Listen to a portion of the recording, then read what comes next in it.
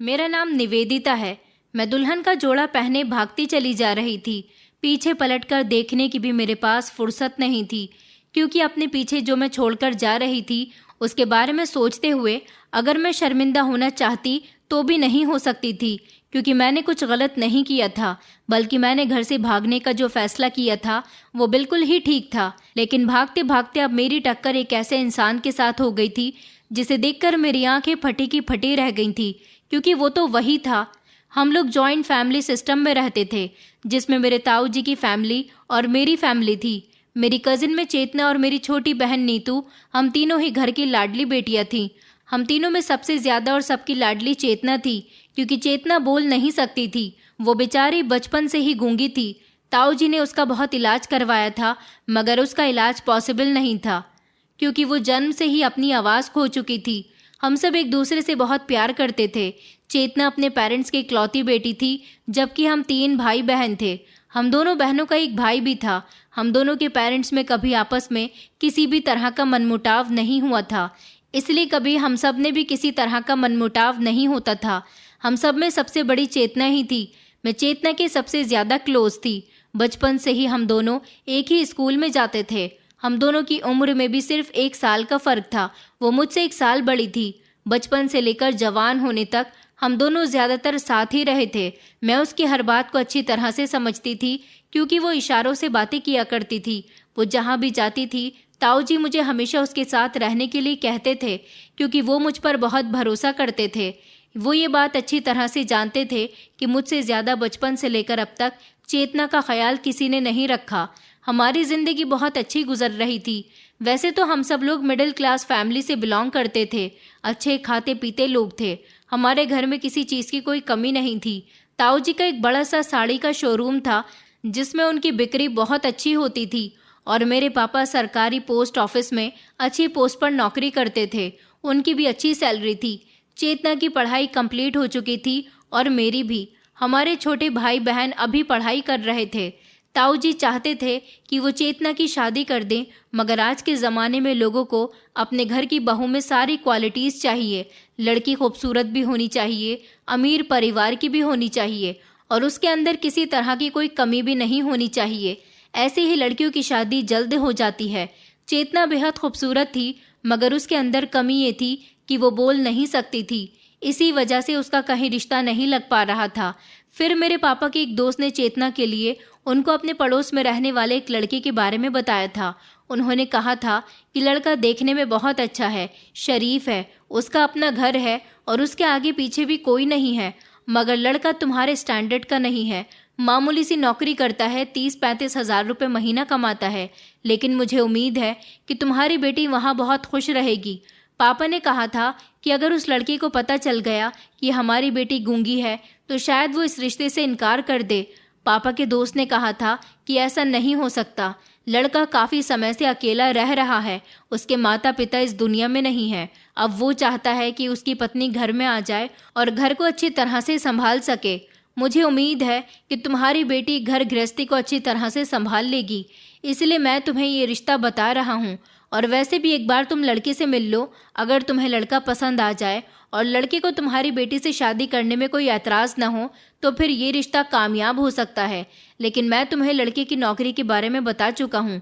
पापा ने कहा था कि हमें लड़के की नौकरी से कोई मतलब नहीं है। वैसे भी मेरे भैया के पास भगवान का दिया सब कुछ है, और उनका जो कुछ भी है वो उनकी बेटी का ही तो है। आखिरकार चेतना उनकी इकलौती बेटी है। वो अपना सब कुछ चेतना के नाम कर देंगे। शादी के बाद उनकी बेटी को किसी तरह की कोई परेशानी ही नहीं होगी। लड़का चाहे तो उनकी दुकान भी संभाल सकता है। ये बात सुनकर पापा के पड़ोसी बेफिक्र हो गए थे और उन्होंने लड़के को ताऊ जी और पापा जी से मिलवाने का फैसला किया था। और फिर जब पापा और ताऊ जी लड़के से मिले तो उन्हें लड़का बेहद पसंद आया था। लड़के को इस बात से कोई एतराज़ नहीं था कि चेतना गूंगी है। वो चेतना की मासूमियत और भोलेपन के दीवाने हो गए थे और उन्होंने कह दिया था कि मुझे चेतना से शादी करने पर कोई एतराज़ नहीं है। इस तरह चेतना को एक अच्छा रिश्ता मिल गया था। उसकी शादी उस लड़के के साथ तय हो गई थी। ताऊ जी ने भी सोच लिया था कि वो अपनी बेटी की शादी खूब धूमधाम से करेंगे। आखिरकार उनकी बेटी को एक परफेक्ट रिश्ता मिल गया है। लड़का कम कमाता है तो क्या हुआ, उनका जो कुछ भी है वो उनकी बेटी का ही तो है। वो शादी पर बहुत सारा दान दहेज देंगे ताकि उनकी बेटी ससुराल में जाकर खुश रह सके। चेतना इस रिश्ते से बहुत खुश थी, मगर हम दोनों बहनें अफसोस में आ गए थे कि अब चेतना हमें छोड़कर चली जाएगी। लेकिन हम इस बात से बेफिक्र थे कि चेतना अकेले घर में शादी करके जा रही है, वरना बहुत से ससुराल वाले ऐसे होते हैं जो लड़कियों को उनके अंदर कोई कमी होने पर बहुत तंग करते हैं। घर वाले कह रहे थे कि चेतना की शादी के बाद वो लोग मेरे लिए रिश्ता तलाश करेंगे। शादी पर जब चेतना का पति माधव बारात लेकर आया था, तब हमने उसका बहुत अच्छे से स्वागत किया था। हम बहुत खुश थे कि वो हमारा जीजू बनने जा रहा था। लेकिन जब मैं उसके सामने आई तो वो मुझे बड़ी ही अजीब नज़रों से देख रहा था। ऐसा क्यों था ये तो मैं नहीं जानती थी, मगर माधव देखने में बहुत अच्छा था। सब लोग उसकी तारीफ कर रहे थे। हमारे कुछ रिश्तेदार तो आपस में बातें भी कर रहे थे कि गूंगी लड़की को इतना अच्छा वर मिल रहा है, उसका भाग्य तो चमक उठा। चेतना हमारे घर से विदा होकर अपनी ससुराल जा चुकी थी। उसके जाने के बाद मेरा घर में बिल्कुल भी मन नहीं लगता था, क्योंकि वो बिल्कुल मेरे साथ मेरी फ्रेंड्स की तरह थी, जबकि नीतू के साथ मैं सिर्फ बहनों की तरह ही रिएक्ट करती थी। मैं उसके जाने के बाद बहुत अकेलापन महसूस करने लगी थी। ताई जी और मेरी मम्मी मुझसे कहती थी कि तुम घर गृहस्थी पर ध्यान दो, तुम्हारी शादी करनी है। मगर मैं अभी आगे पढ़ना चाहती थी, इसलिए मैंने पापा से कहा था कि वो मुझे दोबारा से एडमिशन दिलवा दें। लेकिन मम्मी पापा इस बात से बिल्कुल भी राज़ी नहीं थे। उनका कहना था कि अब आगे पढ़कर तुम्हें क्या करना है। मैं बहुत बोर रहने लगी थी। लेकिन एक अच्छी बात ये हो गई थी कि शादी के बाद ही जल्दी जल्दी जीजू चेतना को लेकर हमारे घर पर आ जाते थे। उनका बिहेवियर बहुत अच्छा था। वो बहुत हंसी मजाक किया करते थे, चेतना से बहुत प्यार करते थे। चेतना भी उनके साथ खुश रहती थी। अभी उसकी शादी को सिर्फ 1 महीना ही तो हुआ था, लेकिन हम सब लोगों ने नोटिस किया था कि उसकी खुशी के कोई ठिकाने नहीं थे। घर वाले बेफिक्र हो गए थे। चेतना की माधव जीजू के साथ शादी करने पर उनको लगता था कि उनसे बेहतर हम सफ़र चेतना को शायद कोई और नहीं मिल सकता था। उसकी शादी को धीरे धीरे 3 महीने हो गए थे। वो जल्दी जल्दी यहाँ आती जाती रहती थी, तो मेरा अकेलापन भी ख़त्म हो गया था। वो जब जब हमारे घर आती थी, मैं उससे ढेर सारी बातें किया करती थी, और वो भी मुझे और अपने माधव जीजू के साथ होने वाले अपने हर हसीन पल को मेरे साथ इशारों में शेयर करती थी। लेकिन फिर चेतना की खुशियों को ना जाने किसकी नज़र लग गई थी। जब एक दिन चेतना जीजू के साथ बाइक पर बाजार जा रही थी, उनका एक बड़ी गाड़ी के साथ खतरनाक एक्सीडेंट हो गया था। चेतना की रीढ़ की हड्डी में बहुत गहरी चोट आई थी, जबकि जीजू की मामूली सी चोट आई थी। वो तो जल्दी ही ठीक हो गए थे, लेकिन उसको डॉक्टर ने प्रॉपर बेड रेस्ट बता दिया था। काफ़ी दिनों तक चेतना का ट्रीटमेंट चलता रहा था, लेकिन फिर भी चेतना ठीक नहीं हो सकी थी। अब वो बेचारी बिस्तर से लगकर रह गई थी। उससे कोई काम भी नहीं होता था। डॉक्टर ने कहा था कि उसे बिल्कुल ही स्ट्रेट बिस्तर पर लेटने देना है, जबकि उसके सारे काम भी बेड पर ही होने चाहिए। चेतना के घर में बहुत परेशानी आ गई थी। जीजू भी उसकी वजह से बहुत परेशान रहने लगे थे। उन्हें हमेशा उसकी फिक्र लगी रहती थी। इसी तरह करते करते उसकी शादी को 6 महीने गुजर गए। उनके घर के हालात अब दिन ब दिन बिगड़ते जा रहे थे, क्योंकि अब जीजू चेतना की वजह से नौकरी पर नहीं जा पा रहे थे। सारा दिन वो उसकी सेवा में लगे रहते थे।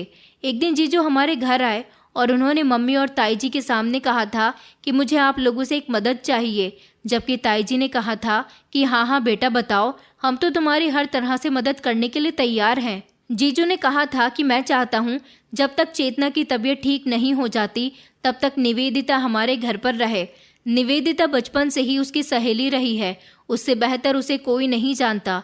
आप लोग तो जानते हैं कि जब से चेतना का एक्सीडेंट हुआ है तभी से मैं कितनी परेशानी से गुजर रहा हूँ। चेतना का इलाज भी हो रहा है और फिर ऊपर से मुझे अपनी नौकरी छोड़कर उसका ख्याल भी रखना होता है। वो बोल नहीं सकती, इशारों से बातें करती है। अब तबीयत खराब होने की वजह से वो और ज़्यादा वीक हो गई है। वो मुझसे काफ़ी सारी बातें करने की कोशिश करती है। कभी कभी उसे किसी चीज़ की ज़रूरत होती है, वो लेटे लेटे ही मुझसे मांगती है, तो उसके इशारे मेरी समझ में नहीं आते। इसलिए मैं चाहता हूँ कि आप निवेदिता को हमारे घर पर भेज दीजिए, ताकि मुझे निवेदिता के आने से कुछ मदद मिल सके। मेरी मम्मी ने बात सुनी तो वो फ़ौरन ही मुझे चेतना के घर भेजने के लिए तैयार हो गई थी। उन्होंने कहा था कि बेटा, इस समय तुम मुसीबत से गुजर रहे हो और इस समय हम तुम्हारा साथ नहीं देंगे तो कौन देगा। आखिरकार तुम इस घर के दामाद हो और हमारी बेटी का इतना ख्याल रखते हो, हमारा भी तो फ़र्ज़ बनता है तुम्हारी मदद करना। इस बात से जीजू बहुत खुश हुए थे। मम्मी और ताई जी ने मुझसे भी पूछा था कि तुम वहाँ जाने के लिए तैयार तो हो। मैंने भी कोई एतराज़ नहीं किया था, क्योंकि मैं भी यही चाहती थी कि चेतना जल्द से जल्द ठीक हो जाए। मैंने सोच लिया था कि मैं चेतना का ख्याल रख लिया करूँगी, घर के सारे काम कर लिया करूँगी और जीजू जॉब पर चले जाया करेंगे। अपने कपड़े पैक करके मैं जीजू के साथ उनके घर आ गई थी। मैंने देखा था कि मुझे देखकर चेतना ज़्यादा खुश नहीं हुई थी। मुझे लगा शायद उसकी तबीयत ठीक नहीं है, इसलिए वो ऐसे रिएक्ट कर रही है। चेतना बेचारी की हालत देखकर मुझे अफसोस हुआ था। वो शादी के बाद कितनी खुश और खूबसूरत रहने लगी थी, मगर अब तो उसका रूप बदल गया था। उसकी खूबसूरती को जैसे जंग लगने लगी थी। वो बेचारी हमेशा बिस्तर पर ही पड़ी रहती थी। मैंने सोच लिया था कि मुझसे जितना हो सकेगा मैं चेतना के लिए करूँगी। जीजू का बिहेवियर मेरे साथ बहुत अच्छा था। वैसे तो उनके घर में खाने पीने की कोई कमी नहीं थी। मैं घर के सारे काम किया करती थी। जीजू मुझसे बहुत इम्प्रेस हुए थे और मेरी बहुत तारीफ करते थे। एक दो बार घर से सब लोग वहाँ पर हमसे मिलने के लिए भी आए थे। हमारे घर वाले जीजू का बहुत एहसान मानते थे कि उन्होंने एक तो गूंगी लड़की से शादी की और फिर अब जब चेतना लाचार हो चुकी थी तो तब भी वो उसका पूरा साथ दे रहे थे और उसका बहुत ख्याल रख रहे थे और उसका इलाज भी करवा रहे थे। मेरे और मेरे पूरे परिवार के दिल में जीजू के लिए और भी ज़्यादा इज्जत बढ़ गई थी। जीजू जब भी ऑफिस से घर आते तो मेरी पसंद के खाने का कुछ न कुछ ज़रूर लेकर आते थे। एक दिन तो जीजू 2-3 खूबसूरत ड्रेसेस लेकर आए थे। मुझे लगा शायद वो अपनी पत्नी के लिए ये कपड़े लेकर आए होंगे।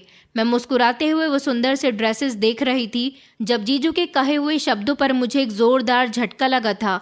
वो कहने लगे कि ये सारी ड्रेसेस तुम पर बहुत अच्छे लगेंगे, इसलिए आज से तुम यही कपड़े पहनना। मैं तुम्हारे लिए इस तरह की और भी ड्रेसेस ले आऊँगा। जीजू की बात सुनकर मुझे हैरानी हुई थी, क्योंकि मैं ऐसी ड्रेसेस नहीं पहनती थी। शुरू से ही मैं सूट पहनती थी। भला मैं ऐसे कपड़े पहनकर उनके घर में कैसे रह सकती थी। वो ड्रेसेस बहुत मॉडर्न टाइप के थे। ऐसे कपड़े तो मैं बचपन में पहना करती थी। मुझे लगा शायद जीजू ये सोचकर मेरे लिए ये कपड़े लेकर आए हैं, क्योंकि मेरी सोच थोड़ी मॉडर्न ख्यालात की थी। लेकिन अपनी फैमिली की वजह से मैं ऐसे कपड़े नहीं पहनती थी। मैंने जीजू से साफ इनकार कर दिया था कि मैं ऐसे कपड़े नहीं पहनती। मेरी बात सुनकर जीजू का चेहरा उदास हो गया था। वो कहने लगे कि मैं अपनी पत्नी के लिए ऐसे कपड़े लाना चाहता था, मगर वो तो अब किसी काबिल ही नहीं रही, तो सोचा कि तुम्हारे लिए लेकर चलता हूँ। चलो कोई बात नहीं, अगर तुम्हें ये कपड़े नहीं पहनने तो मत पहनना, मगर तुम ये कपड़े किसी और को दे देना, मैं इनको वापस नहीं कर सकता।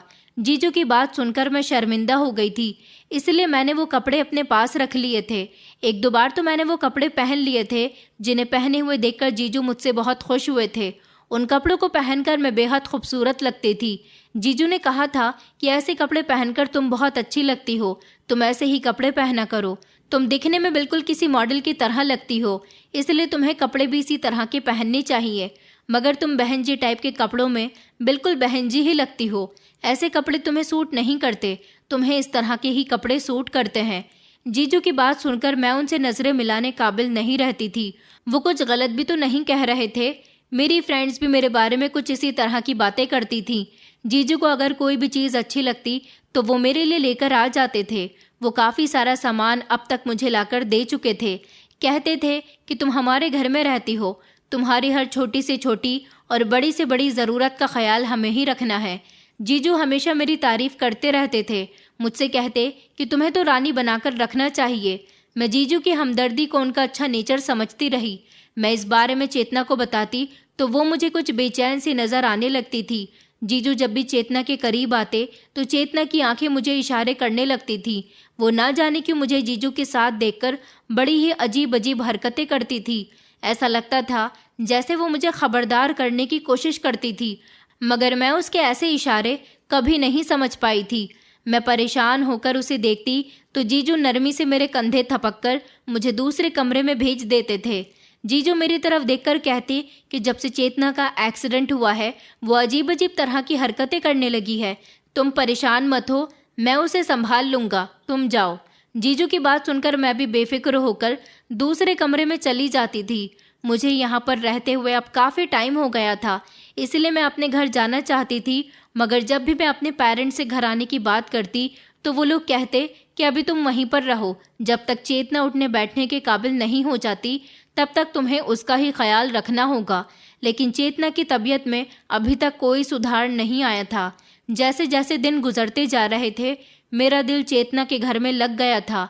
एक तो मुझे ये बेफिक्री भी थी कि मैं उसका अच्छे से ख्याल रख रही हूँ, और इस बात का विश्वास भी था कि वो जल्द ही ठीक हो जाएगी। उसके खाने पीने से लेकर उसके कपड़े बदलने, उसका हर पर्सनल काम करना, सब कुछ मैंने अपने जिम्मे ले लिया था। और मुझे ये सुकून भी था कि जीजू बहुत अच्छे थे। मैं जीजू की भी एक दो बार इसी तरह से तारीफ कर देती तो वो कहते थे कि कोई बात नहीं, अगर मैं तुम्हारा ख्याल रखता हूँ तो तुम्हारी बहन का भी तो बहुत ख्याल रखता हूँ ना। मुझे लगता था कि जीजू मुझे अपनी छोटी बहन समझकर मेरा इतना ख्याल रखते हैं। मुझे कभी भी जीजू के बिहेवियर पर शक नहीं हुआ था। हालांकि कुछ वक्त गुजरा तो धीरे धीरे मैंने नोटिस किया था कि जीजू मेरे करीब होते आ रहे थे। मैं जब अपने कमरे में रात को आराम करने के लिए जाती तो वो मेरे कमरे में आ जाते थे। बहाने बहाने से मेरी तारीफ करते हुए मुझसे इधर उधर के सवाल करने लगते थे, और कभी नींद ना आने का बहाना करके मेरे पास रात को काफ़ी देर तक बैठे रहते थे, और हमेशा मेरे कमरे में आकर अकेलेपन का रोना रोते थे।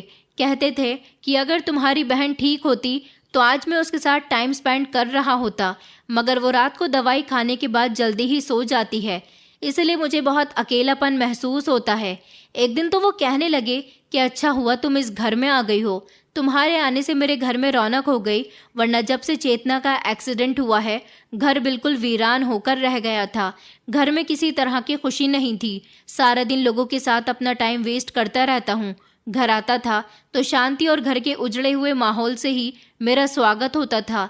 मुझे ऐसा लगता था जैसे मैं दिमागी मरीज बन जाऊंगा, मगर अब तुम्हें देखकर अच्छा लगता है। जीजू मुझे नरम नज़रों से देखने लगते थे तो मैं शर्मा जाती थी। अपना आप मुझे बहुत स्पेशल लगने लगा था। ऐसा लगता था जैसे मैं सच में बहुत अच्छी हूँ। जीजू मेरे इस घर में होने पर खुशी का इजहार करते, मुझे इस घर के लिए अहम होने का एहसास दिलाते थे। मैं बहुत खुश रहने लगी थी। दिन ब दिन मेरी सेहत भी अच्छी होती जा रही थी, क्योंकि हर दूसरे तीसरे दिन जीजू चेतना की दवाई लाने के लिए मुझे अपने साथ बाइक पर बिठाकर डॉक्टर के यहाँ ले जाते थे, तो रास्ते में मेरी पसंद की कोई ना कोई चीज़ मुझे ज़रूर खिलाया करते थे। एक दो बार तो वो मुझे अपने साथ मूवी दिखाने भी ले गए थे, और कई बार तो मुझे चेतना के लिए शॉपिंग करवाने मुझे अपने साथ मॉल ले गए थे। वहाँ पर उन्होंने चेतना के कपड़े खरीदने के साथ साथ मेरे भी कपड़े खरीदे थे। मैं जब भी चेतना के पास अकेले में बैठती तो वो घबराने लगती थी और मुझे कोई बात कहने की कोशिश करती थी, मगर मैं उसकी बात समझ ही नहीं पाती थी। मुझे ऐसा लगने लगा जैसे चेतना को कोई बात नागवार लग रही थी। शायद वो मुझे अपनी कोई ज़रूरत बताना चाहती थी। मैंने इस बारे में जीजू को बताया तो वो मुझे तसल्ली देने लगे और कहने लगे कि ऐसी कोई बात नहीं है, तुम अपनी बहन का बहुत ख्याल रखती हो, वो बस अपनी हालत से परेशान हो गई है, कभी कभी बहुत मायूसी जाहिर करने लगती है। मैं समझ गया हूँ कि इंसान एक तरफ पड़े पड़े और भी ज़्यादा बीमार हो जाता है, और चेतना की कंडीशन ही ऐसी है कि उसे बिस्तर पर ही लेटे रहना है। उन्होंने कहा कि बेहतर होगा कि तुम इस बात को सोचने समझने की कोशिश ना करो, वरना तुम्हारा दिल भी दुखने लगेगा। जीजू की बातों पर मैं और ज़्यादा परेशान हो गई थी और ज़्यादा से ज़्यादा टाइम चेतना के साथ गुजारना शुरू कर दिया था। रात को वो सोती नहीं थी, तब तक मैं उसके कमरे में बैठी रहती थी और जीजू मेरे साथ बातों में लगे रहते थे। हम ज़्यादा से ज़्यादा चेतना को हंसाने की कोशिश करते थे। जब वो सो जाती तो मैं अपने कमरे में आ जाती थी। जीजू बातों ही बातों में कभी मुझे तसल्ली देने के बहाने मेरे कंधे को थपकाने लगते थे तो कभी मुझे छूने लगते थे। मैं तो इस बात पर ध्यान ही नहीं देती थी, क्योंकि मेरा ध्यान ज़्यादातर चेतना की फैली हुई और इशारे करती हुई आंखों पर होता था। मगर हर बार जीजू मुझे किसी न किसी चीज़ के बहाने से कमरे से बाहर भेज दिया करते थे, या फिर कभी किचन में भेज देते थे, और जब मैं वापस आती तो चेतना बड़ी खामोशी से आंखें बंद करके लेटी हुई होती थी। एक दिन तो जीजू मुझसे कहने लगे कि चेतना अब तुम्हें बहुत ज़्यादा तंग करने लगी है, तुम थक जाती हो, तुम्हारे लिए घर के बहुत काम होते हैं ना, अब अगर चेतना तुमसे कोई काम कहा करे तो तुम अपने कमरे में उठकर आ जाया करो, उसके लिए तुम परेशान मत हुआ करो, मैं उसके सारे काम खुद कर लिया करूँगा, मैं उसका बहुत ख्याल रखता हूँ, हम उसकी लाचारी का इलाज नहीं कर सकते, उसको ठीक करना तो भगवान के हाथ में है। उनकी बातें सुनकर मैं खामोश हो जाती थी। मुझे उनकी ये बातें अच्छी नहीं लगती थी, क्योंकि मैं अपना मकसद कभी नहीं भूलती थी कि मैं इस घर में चेतना की वजह से ही आई हूँ। मेरी मम्मी और ताई जी हमेशा मुझे यही एडवाइस देती थी कि चेतना का बहुत ख्याल रखना, वो इस समय बुरे दौर से गुजर रही है। कोई नहीं जानता था कि उसकी ज़िंदगी कितनी है। बिस्तर पर एक ही हालत में पड़े रहना कोई आसान नहीं था। मेरे दिल में इतना वक्त गुजरने के बाद भी चेतना के लिए कदर और मोहब्बत की कभी कमी नहीं हुई थी। मैं पहले से ज़्यादा उसके लिए फ़िक्रमंद रहने लगी थी। मुझे हर समय यही ख्याल सताता था कि वो बेचारी हमेशा बिस्तर पर पड़े पड़े थकान का शिकार होती रहती है। वो बेबसी से आंसू बहाने लगती थी तो मेरा दिल दर्द से भर जाता था। मैं बचपन से ही चेतना के बहुत करीब थी। बेचारी पहले ही बोल नहीं सकती थी और अब उसकी कंडीशन पहले से ज़्यादा ख़राब रहने लगी थी। मैं ऐसे समय में उसे अकेला नहीं छोड़ना चाहती थी, इसलिए जीजू के समझाने पर भी मैं अपनी बहन से दूर नहीं हुई थी। हालांकि हर गुजरते हुए दिन के साथ जीजू बदलने लगे थे। वो रातों को हमेशा उठकर मेरे कमरे में चले आते थे। कभी चाय का बहाना करते तो कभी किसी चीज़ के बारे में पूछने लगते थे। कभी कभी तो ऐसा होता था कि मैं नींद में होती थी और जीजू आकर मेरे पास बैठ जाते थे। मैं घबराकर जाग जाती तो वो कमरे में आने का कोई ना कोई उल्टा सीधा बहाना बना देते थे। मैं उनके घर में रह रही थी, इसलिए कमरे का दरवाज़ा बंद करने की जुर्रत नहीं कर सकती थी। ना ही मैं उनसे इस बात की शिकायत कर सकती थी कि मुझे उनका इस तरह से रात के समय मेरे कमरे के अंदर आना बुरा लगता है। उन्हें जो चाहिए होता है मैं टाइम से पहले ही उनके कमरे में पहुंचा देती थी, लेकिन फिर भी जीजू ने मेरे कमरे में आना नहीं छोड़ा था। मैं अब घर जाना भी चाहती तो ताई जी मुझे घर आने नहीं देती थी। मैं एक दो बार घर पर गई थी तो ताई जी कहती थी कि बेटा जब तक घर मत आना, जब तक चेतना ठीक नहीं हो जाती। तुम तो वैसे भी चेतना को पहले बहुत याद करती थी, अब उसके साथ रहो। तुम्हारे वहाँ रहने से चेतना भी खुश रहेगी। बेटा तुम्हारे बहुत एहसान है हम पर। तुम अगर उसके घर नहीं जाती तो शायद उसके घर में ढेर सारी परेशानियों ने जन्म ले लिया होता। तुम्हारे जाने से माधव को भी बहुत सहारा मिला है। बेटा तुम मुझसे वादा करो तब तक तुम यहाँ नहीं आओगी जब तक तुम मेरी बेटी को ठीक नहीं कर देती। मैंने उन्हें वादा किया था कि मुझसे जितना हो सकेगा मैं चेतना का ख्याल रखूंगी। मुझे कोई एतराज़ नहीं था क्योंकि हमारे परिवार में तो शुरू से ही सब एक दूसरे के सुख दुख का साथी बनकर रहते थे। ताई जी भी मुझसे चेतना के घर पर रहने के लिए इसीलिए जिद करती थी ताकि उसका घर बना रहे। वो गूंगी थी और अब उसकी रीढ़ की हड्डी भी खराब हो चुकी थी। इतनी सारी बातों से तंग आकर कहीं जीजू उसे छोड़ न दे, इसलिए घर के सारे ही मेंबर्स यही चाहते थे कि वो जल्द से जल्द ठीक हो जाए ताकि उसकी आने वाली जिंदगी बर्बाद न हो जाए। ताऊ जी भी चेतना के इलाज पर काफ़ी पैसा लगा चुके थे। एक रात में सोने की तैयारी कर रही थी जब जीजू अचानक मेरे कमरे में बिस्तर पर आकर बैठ गए। जब मैंने जीजू से कमरे में आने की वजह पूछी तो वो अपना सर पकड़कर बैठ गए थे। कहने लगे कि सर में बहुत दर्द हो रहा है, मैंने दवाई भी ले ली है, शायद आराम आ जाए, मगर आराम नहीं आ रहा। शायद मुझे थकान बहुत ज़्यादा हो रही है। निवेदिता अगर तुम्हें बुरा ना लगे तो प्लीज़ मेरे सर में तेल लगा दो और कुछ देर मेरे सर की मालिश कर दो, शायद उससे मुझे आराम मिल जाए। मैं जीजू की बात पर बहुत घबरा गई थी। मुझे अच्छा नहीं लगा कि मैं उनके सर की मालिश करूं। अभी मैं उनके इतनी करीब तो नहीं हुई थी और ना ही उनसे मेरा कोई ऐसा रिश्ता था कि उनकी ऐसी सेवा करती। मैंने बड़ी मुश्किल से अपने गुस्से को कंट्रोल करते हुए जीजू से कहा कि मैं आपको चाय बना देती हूँ, उससे ज़रूर आपकी थकान दूर हो जाएगी और आपके सर का दर्द भी ख़त्म हो जाएगा। जीजू का जवाब सुने बिना ही मैं बाहर निकल गई। किचन में चाय बनाते हुए भी मैं बहुत शर्मिंदगी महसूस कर रही थी और जानबूझकर मैंने चाय बनाने में देर की थी। पहले तो जीजू अपनी हद में रहते थे तो मुझे अच्छे लगते थे, मगर जब से वो अपनी हद से बाहर हो रहे थे, उनका बार बार बेवजह मुझे छूना और मेरे करीब आना अब मुझे बहुत बुरा लगने लगा था। मैं जवान और खूबसूरत लड़की थी, इतनी बेवकूफ़ और नासमझ नहीं थी कि एक मर्द की हरकतें ना पहचान पाती, मगर मेरी मजबूरी यही थी कि मैं जीजू को कुछ नहीं कह सकती थी। जब चाय बनाकर कमरे में गई तो मैंने देखा कि वो मेरे कमरे में मेरी ही जगह पर सो रहे थे। मैं हैरान रह गई थी। मुझे उस रात जीजू की हरकत पर बहुत नफरत महसूस हुई थी।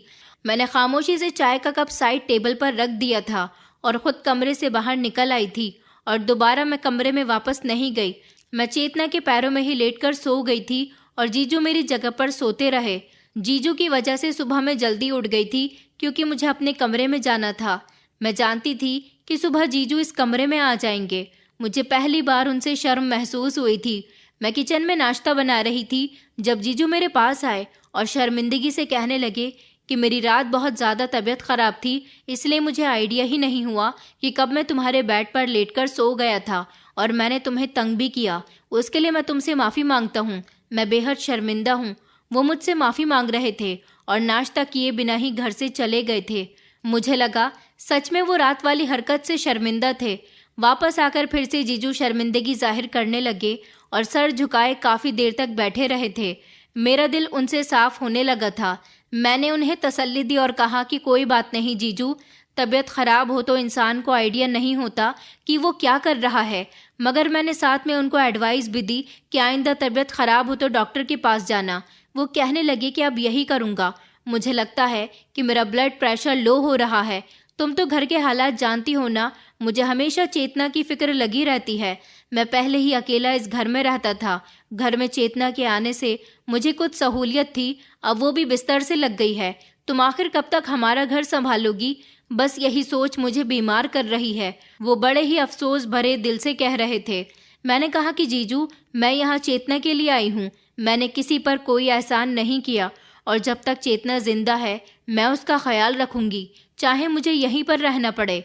मैं कभी भी चेतना को इस हाल में छोड़कर नहीं जा सकती। मेरी बात सुनकर जीजू की आंखें चमक उठी थी। वो कहने लगे कि तुम सच में बहुत अच्छी हो। तुम हमारे घर की मेंबर बन गई हो। मुझे खुशी है कि तुमने मेरे घर को संभाल लिया। मैं तो तुम्हारा एहसानमंद हूँ। जीजू की बात पर मैं कुछ शर्मिंदा हुई थी, क्योंकि मेरे घर वाले भी यही चाहते थे कि मैं यहीं रहूं। लेकिन मुझे आइडिया नहीं था कि जीजू की नरमी मुझे किस मोड़ पर ले जाएगी। चेतना की बेचैनी बढ़ती जा रही थी। वो हर समय आंखों से आंसू बहाती रहती थी और मैं उसकी फिक्र में परेशान होती जा रही थी।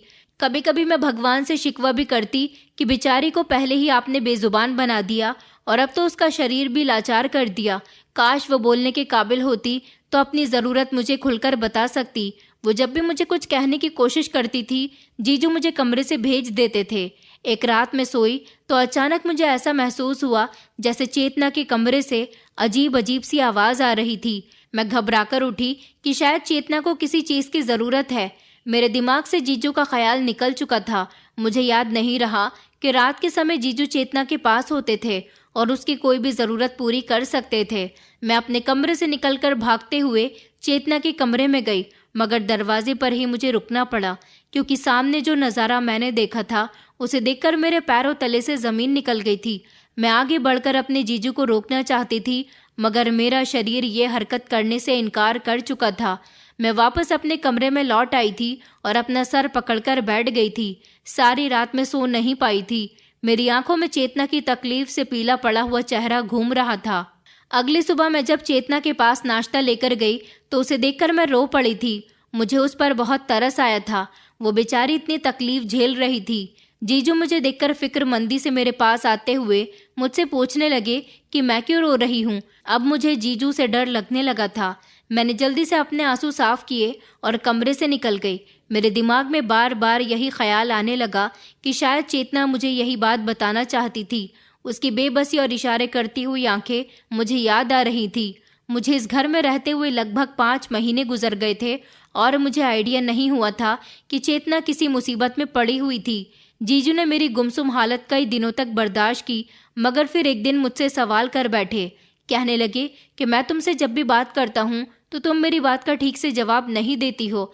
न जाने तुम्हारा ध्यान किधर रहने लगा है।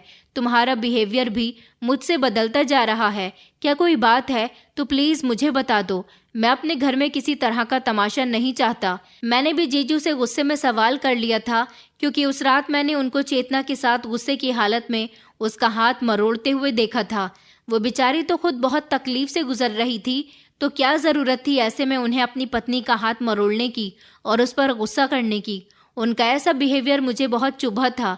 मेरे पूछने पर जीजू एक लम्हे के लिए घबरा गए थे। फिर कहने लगे कि दरअसल मुझे चेतना मजबूर करती है। तुम्हें तो उसके इशारे समझ नहीं आते, मगर मैं तुम्हें क्या बताऊं। वो अपनी ज़िंदगी से तंग आ चुकी है और जानबूझकर अपना ठीक से इलाज नहीं करवा रही है। इतने महंगे डॉक्टर से उसका इलाज करवा रहा हूँ, मगर वो दवाइयों को खाने से इनकार कर देती है। शायद वो अपनी मौत का इंतज़ार कर रही है और मुझसे ये सब बर्दाश्त नहीं होता। इसलिए कभी कभी गुस्से में मैं ऐसा कर जाता हूँ, मगर मैं बहुत शर्मिंदा हूँ। मुझे ऐसा नहीं करना चाहिए था। जीजू की सफाई पर मैं शॉक्ड रह गई थी। मुझे बिल्कुल आइडिया नहीं हुआ था कि चेतना ऐसा कर रही थी, क्योंकि मेरे सामने तो सब कुछ ठीक था। मैं उसे दवा भी देती थी और खाना पीना अपनी निगरानी में करती थी। उसने कभी मुझे तंग नहीं किया था।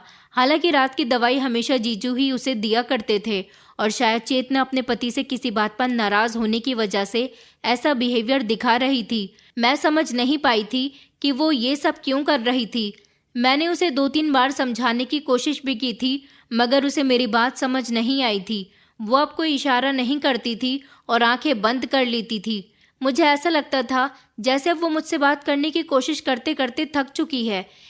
एक रात मैं अपने कमरे में सुकून से सो रही थी, तभी जीजू फिर से मेरे कमरे में आ गए। वो मेरे बिस्तर पर बैठे तो इस बार मैंने गुस्से से जीजू को देखा और कहा कि आपको कुछ भी चाहिए तो दरवाजे पर खड़े होकर ही बता दिया कीजिए। मुझे आपका इस तरह बार बार कमरे के अंदर आना अच्छा नहीं लगता। उस दिन मैंने पहली बार जीजू से इस तरह से बात की थी, मगर उसके बदले में जीजू ने मेरे साथ जो हरकत की थी वो मुझे हैरानी में डाल गई थी। वो मेरा मुंह दबोच कर कहने लगे कि मेरे घर में रहती हो और मुझे ही गुस्सा दिखा रही हो। पहले ही मैं तुम्हारी गूंगी बहन को बर्दाश्त करता हूँ, मगर अब मेरा सब्र जवाब दे चुका है। ऐसा कहते हुए जीजू ने मुझे दबोच लिया। मैंने खुद को छुड़वाने की बहुत कोशिश की, मगर उस रात जीजू ने मुझे अपनी असली हकीकत दिखा दी थी। उनकी ऐसी गिरी हुई हरकत पर मैं बार बार चिल्लाकर उनसे रिक्वेस्ट कर रही थी कि वो मुझे छोड़ दें, मगर वो मेरी बात नहीं सुन रहे थे। मेरी चीखें तेज होती जा रही थी, बचाओ बचाओ। मुझे अपनी इज्जत खराब होने का डर था, लेकिन इतनी ही देर में अचानक कांच टूटने की आवाज़ आई थी। ये आवाज़ बहुत तेज थी। शायद ये आवाज़ चेतना के कमरे से आई थी। ये आवाज़ सुनकर मैं और जीजू घबरा गए थे कि अचानक चेतना के कमरे में क्या हुआ। उन्होंने मुझे छोड़ दिया था और वो जल्दी से कमरे के बाहर निकल गए थे, जबकि मैं भी उनके पीछे पीछे भागती हुई गई थी। लेकिन जब हम दोनों की नज़र चेतना पर पड़ी तो ये देखकर हमारे होश उड़ गए थे कि चेतना ज़मीन पर बेसुध पड़ी हुई थी। चेतना को देखकर मेरी एक ज़ोरदार चीख निकली थी। वो तो हिल भी नहीं सकती थी, तो फिर वो ज़मीन तक कैसे आई थी? उसके हाथ में कांच का टुकड़ा था और काफ़ी सारा कांच ज़मीन पर गिर चुका था। शायद वो साइड टेबल पर रखा हुआ शीशे का फ्लावर पॉट उठा रही थी, या फिर ऐसा भी हो सकता है कि मेरे चिल्लाने की आवाज़ सुनकर वो मुझे बचाने के लिए आ रही हो। उसका शरीर इस काबिल नहीं था कि वो चल सकती हो। लेकिन जब जीजू ने देखा कि चेतना की सांस नहीं चल रही और वो इस दुनिया से जा चुकी है, ये सुनकर मेरे होश उड़ गए और उसी समय मैं बेहोश हो गई थी। अगले दिन मैं बेहोश पड़ी हुई थी। मुझे अपना कोई होश नहीं था। मेरी आंखें तो तब खुली थी जब मुझे लोगों के रोने पीटने की आवाज़ आ रही थी। फिर धीरे धीरे वो आवाज़ बढ़ती चली गई। मैं बहुत तेज़ बुखार में जल रही थी। जब रोने की आवाज़ सुनकर मैं घबरा गई। कुछ देर बाद मम्मी मेरे कमरे में आई थी और मुझे गले से लगाकर फूट फूट कर रोने लगी। मैं घबरा गई। उन्होंने मुझे बताया कि चेतना इस दुनिया में नहीं रही। मम्मी से पता चला कि चेतना की मौत सुबह सुबह हुई थी। उसकी तबीयत अचानक बिगड़ी तो जीजू उसे अस्पताल लेकर गए थे। डॉक्टर ने बताया कि उन्हें हार्ट अटैक हुआ था। ये बात सुनकर मुझे बहुत रोना आया था। शायद जीजू ने जो मेरे साथ हरकत की थी, उसकी चीख पुकार सुनकर चेतना का बेबस दिल ये सब सदमा सहन नहीं कर पाया था। मैं ये सब कुछ किसी को ना बता सकी थी कि चेतना की मौत सुबह के समय नहीं बल्कि रात के समय ही हो गई थी। वो बेचारी मुझे बचाना चाहती थी, मगर वो इस काबिल नहीं थी कि मुझे बचा सकती, इसलिए वो अपनी ज़िंदगी की जंग हार गई। मैं जानती थी कि कोई मेरी बात पर यकीन नहीं करेगा। वो इंसान सबके लिए था ही इतना अच्छा। कोई नहीं जानता था कि वो इतना शातिर है। वो उल्टा मेरे ऊपर ही चेतना की मौत का इल्ज़ाम लगा सकता था। उसे लगता था कि वो मेरे साथ भी गलत करेगा तो सबको यकीन हो जाएगा कि चेतना की मौत का जिम्मेदार भी वही है और मेरी इज्जत भी उसी ने ख़राब की है। इसलिए उसने मुझे खामोशी से बिस्तर पर लेटा दिया था और मेरे घर वालों को इन्फॉर्म कर दिया था कि चेतना की तबीयत बिगड़ने से वो मर गई है। चेतना की मौत ने मेरी हालत का भरम रख लिया था। सबको यही लगने लगा कि उसकी मौत की वजह से मेरी हालत ऐसी हो रही है। घर में मौत के हंगामे ठंडे हुए तो मेरे पेरेंट्स ने मेरे लिए रिश्ते तलाश करना शुरू कर दिए थे, मगर कोई भी मुझे अपने घर की बहू बनाने के लिए तैयार नहीं था, क्योंकि लोग मेरे पेरेंट्स से कह रहे थे कि न जाने कब से तुम्हारी बेटी चेतना की ससुराल में रह रही थी और उसका उसकी जीजा के साथ अफेयर चल रहा था। लेकिन ऐसा कुछ भी नहीं था। लोगों ने मेरे पेरेंट्स को बताया था कि हमने कई बार निवेदिता को उसके जीजा के साथ गाड़ी पर घूमते फिरते देखा था और वो उनके घर में रह भी इसी मकसद से रही थी, मगर ऐसा कुछ भी नहीं था। यही सब सोचते हुए कि मेरा रिश्ता कहीं नहीं लग रहा, लोग मुझे और माधव को लेकर बदनाम कर रहे थे, इसीलिए उन्होंने मेरा रिश्ता माधव के साथ ही तय करने का फैसला कर लिया था। वो लोग सोचते थे कि शायद माधव से अच्छा हम सफ़र मुझे नहीं मिल सकता। जिस इंसान ने उनकी गूंगी बेटी का इतना ख्याल रखा, वही मेरा भी बहुत ख्याल रख सकता है। मगर मैं इस रिश्ते के लिए बिल्कुल भी राज़ी नहीं थी। मैंने इस रिश्ते से साफ इनकार कर दिया था। मेरे घर वाले थे कि ज़बरदस्ती मेरे साथ उसकी शादी करने पर तैयार हो गए थे। माधव तो बैठा ही इसी सहारे था कि वो मुझसे शादी कर ले। आखिरकार उसे मेरी गूंगी बहन पसंद नहीं थी। उसने तो शादी सिर्फ दौलत के लिए ही की थी। वो ये बात अच्छी तरह से जानता था कि चेतना अपने माता पिता की इकलौती बेटी है, और फिर वो गरीब है जिसे खूबसूरत लड़की के साथ साथ एक अमीर ससुराल भी मिल रहा है। माँ बाप के मरने के बाद सब कुछ बेटी और दामाद का हो जाएगा। उसने काफ़ी दूर तक की सोच रखी थी, मगर जब उसने मुझे देखा था तो उसकी नीयत मुझ पर भी ख़राब हो गई थी। पहले भी वो अपने मकसद में कामयाब हो चुका था और अब भी मुझे पाकर वो अपने मकसद में कामयाब होना चाहता था, लेकिन मैं ऐसा नहीं होने दे सकती थी। मेरे घर वालों ने मेरी उसके साथ शादी फिक्स कर दी थी, मेरी मर्जी के बिना ही। इसीलिए अब मैंने फैसला कर लिया था कि मैं चेतना की तरह इस इंसान के साथ गुजारा नहीं कर सकती। वो चेतना को हमेशा मुझे लेकर ब्लैकमेल करता था। चेतना ये बात बहुत अच्छे से जानती थी कि वो मुझ पर गंदी नज़र रखता है। वो मुझे यही बात समझाने की कोशिश करती थी, मगर मैं कभी उसकी ये बात समझ न सकी थी। मैं दुल्हन बनी बैठी थी, बाहर सारे मेहमान आ चुके थे, मेरी शादी का इंतज़ाम हो चुका था। मैं बेहद रो रही थी, लेकिन अब मुझे एक ऐसा कदम उठाना था जो मेरे लिए बहुत ज़रूरी था। इसलिए मैं अपने घर की खिड़की से रस्सी से लटककर नीचे उतर गई थी और फिर सब लोगों से बचकर जैसे तैसे अपने घर से निकल आई थी। मैं लगातार भागती जा रही थी जब अचानक मेरी टक्कर बड़ी से गाड़ी से हुई थी। मेरी हल्की फुल्की चोट आई थी, मगर मैं उठकर फिर से भागना चाहती थी जब वो इंसान गाड़ी से निकलकर मेरे करीब आया और मुझे संभालने की कोशिश करने लगा। लेकिन जैसे ही मेरी नज़र उस लड़के पर पड़ी तो ये देखकर मेरे होश उड़ गए थे कि वो लड़का कोई और नहीं बल्कि मेरे कॉलेज में पढ़ने वाला मेरा और चेतना का बहुत अच्छा दोस्त अविनाश था। अविनाश कहने लगा, निवेदिता, तुम यहाँ पर क्या कर रही हो? और ये तुमने अपना क्या हुलिया बनाया हुआ है? और तुम कहाँ थी? तुम नहीं जानती कि मैं कितने समय से तुम्हें ढूंढ रहा हूँ। मैंने अविनाश से कहा था कि आज मेरी शादी होने जा रही थी चेतना के पति के साथ। मैं वहाँ से भागकर आई हूँ। वो मेरी बात सुनकर चौंक गया तो मैंने उसे पूरी बात बताई। मैंने उससे कहा कि मैं उस इंसान से शादी नहीं करना चाहती जो इतना घटिया है, इसीलिए मैं सब कुछ छोड़ छाड़ कर भाग रही थी। अविनाश कहने लगा कि मैं तुम्हें अपने साथ लेकर चलने के लिए तैयार हूँ, मैं तुमसे शादी करूँगा। मैं उसकी बात सुनकर शॉक्ड रह गई थी। वो कहने लगा, हाँ निवेदिता, मैं तुमसे बहुत प्यार करता हूँ। तुम नहीं जानती कि कॉलेज में मैंने तुम्हें काफ़ी बार प्रपोज करने की कोशिश की थी, मगर मैं देर कर चुका था। पढ़ाई पूरी होने के बाद जब हम सब लोग अलग अलग हो गए तब मैंने तुम्हें ढूंढने की बहुत कोशिश की। मैं तुम्हारे बारे में ज़्यादा कुछ जानता भी नहीं था। मैंने तुम्हारी एक सहेली से तुम्हारा नंबर निकलवाया, लेकिन जब मैंने तुम्हें कॉल करने की कोशिश की तो कभी तुम्हारा नंबर लगा ही नहीं। एक बार मैं तुम्हारे घर की तरफ भी गया था। बड़ी मुश्किल से मुझे तुम्हारे घर का एड्रेस मिला था ताकि मैं तुमसे बात कर सकूं, मगर मुझे वहां आसपास के लोगों ने बताया कि तुम तो वहां रहते ही नहीं हो।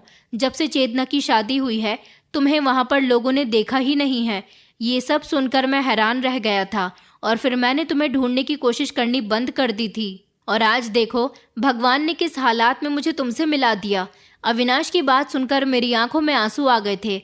ये बात तो मैं जानती थी कि वो मुझे पसंद करता था, क्योंकि कॉलेज टाइम से ही वो मेरे साथ कुछ ऐसी हरकतें करता था जिससे मुझे ऐसा लगता था कि वो मुझसे एक तरफा मोहब्बत करता है, मगर मेरे दिल में उसके लिए कोई ऐसी बात नहीं थी। लेकिन आज जब वो मुझे ऐसी सिचुएशन में अपनी मोहब्बत का इजहार कर रहा था तो मेरे दिल में उसके लिए मोहब्बत जाग उठी थी और फिर मैंने अपने घर वालों के बारे में बिना कुछ सोचे समझे ही अविनाश के साथ शादी कर ली थी और मैं उसकी पत्नी बनकर आज एक खुशहाल जिंदगी गुजार रही हूँ। लेकिन मैं वापस पलटकर कभी अपने घर वालों के पास नहीं गई। मैं जानती थी कि वो लोग मुझे दोबारा से इस दरिंदे के हवाले कर देते। कुछ लोग बाहर से देखने में जितने अच्छे होते हैं असल में अंदर से वो कुछ और ही होते हैं। इसलिए लोगों को परखना सीखिए। हर इंसान जैसा बाहर से दिखता है वो अंदर से वैसा बिल्कुल भी नहीं होता। मैं जानती हूँ कि मेरे घर वाले आज भी मुझे गलत समझते होंगे, लेकिन मुझे उनकी ऐसी खुशियों से कोई फर्क नहीं पड़ता जिससे मेरी सारी जिंदगी का नुकसान हो। आप लोग ही बताइए कि क्या मैंने घर से भागकर और अविनाश के साथ शादी करके सही किया या फिर गलत। दोस्तों, उम्मीद करती हूँ आपको हमारी कहानी पसंद आई होगी। कहानी पसंद आई है तो वीडियो को लाइक करें, चैनल पर नए हैं तो चैनल को सब्सक्राइब करें और हाँ, नोटिफिकेशन बेल को ज़रूर दबाएं ताकि अगली अपडेट सबसे पहले आपको मिले।